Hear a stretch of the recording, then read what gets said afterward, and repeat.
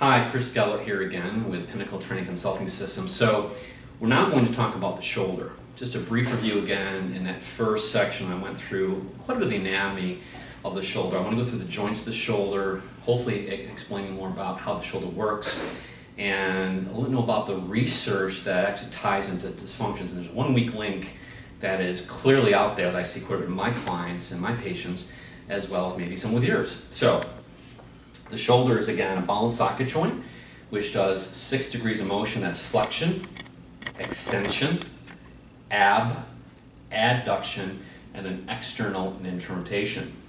When we look about the joints, or when we talk about the joints, there's the sternum here. That's the sternoclavicular joint in the front. On top here is called the acromioclavicular joint. On the back side, you can see inside here is called the glenohumeral joint. That's where the humerus meets and articulates with the socket or the glenoid cavity. And then the scapula, which is the scapulothoracic joint, which moves on the thorax. So that's a little bit of review again from a joint perspective. We talked a little about the capsule on the front, we have the capsule on the back.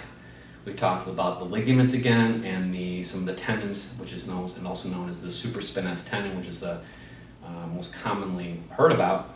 But let's get into the muscles again. So the 4 primary muscles again, subscapularis, which is on the front. So that is one of the pec muscles or pectorals.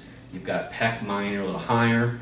You've got pec major, and subscap is internally or deeper. That does interrotation, so that motion there, internal, so the humerus is going inward.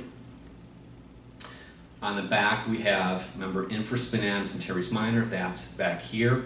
Infraspinatus is along the infraspinous fossa, teres minor is just right below it, and they do external rotation of the shoulder. And then you've got, remember, your supraspinatus, which is on the top. Supraspinous fossa inserts on the greater tubercle of the humerus, and that does abduction. So most recruited from 0 to 15 degrees, and it goes up to 90, but when it goes past 15 degrees, the medial deltoid, which is again right here, assists in that abduction, okay? So that's some of the just basic review of anatomy, some more biomechanics, and some muscles. Let's talk about some research. And research is boring, I know, but if you can understand a little bit about research, it'll help you with your clients. Say you have a client comes to you and says, you know, Chris, I had an injury to my supraspinatus, and you're like, oh, I know what that is, it's right here. By the way, the research says, shoulder injuries, the most common area injured is the supraspinatus. The reason why? It's a tendon, which attaches here. So a tendon is weaker, it's thinner than a ligament, it has lack, or I should say poor blood supply, and most importantly, this muscle is very much thinner and smaller. So most common injury is to supraspinatus, and one way is, again, strengthening it, remember, is empty cans, which is like pouring out a can of soda.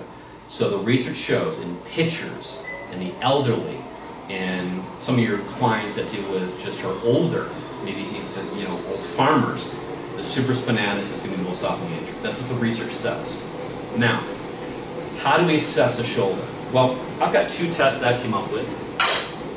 One test is called the wall test, and just for professionalism, I think you can see here, you have a male take off their shirt.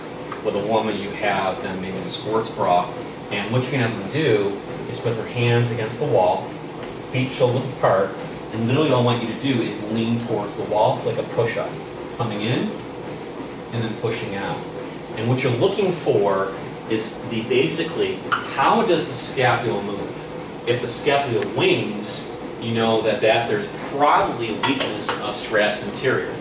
So again, hands against the wall, feet shoulder apart roughly, coming in towards the wall, pushing off, and then coming in. That's called the wall test.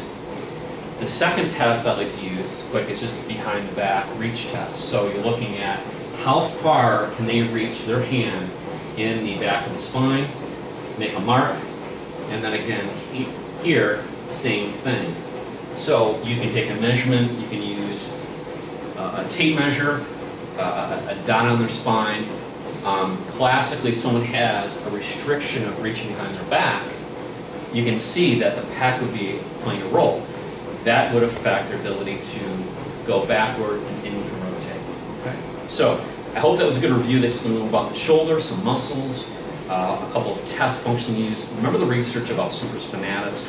Supraspinatus, one of the most common muscles I've seen, is more often injured, or tendonitis, and a couple of tests that it makes it easier for you to look at your clients. In the next section, we're going to look at the knee, how the knee works, and some tests to look at the knee accordingly.